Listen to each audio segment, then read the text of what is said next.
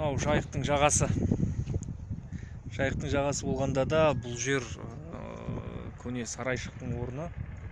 Алтын Орданың, кейінгі Ноғай ордасының орталығы болған сарайшық.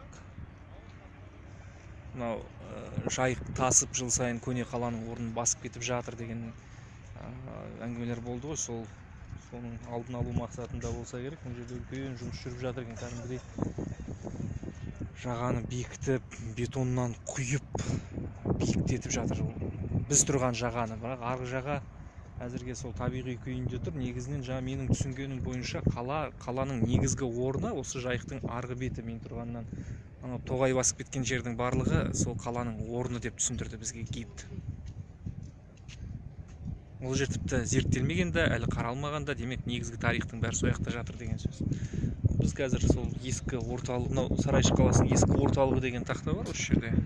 Соның артындамыз.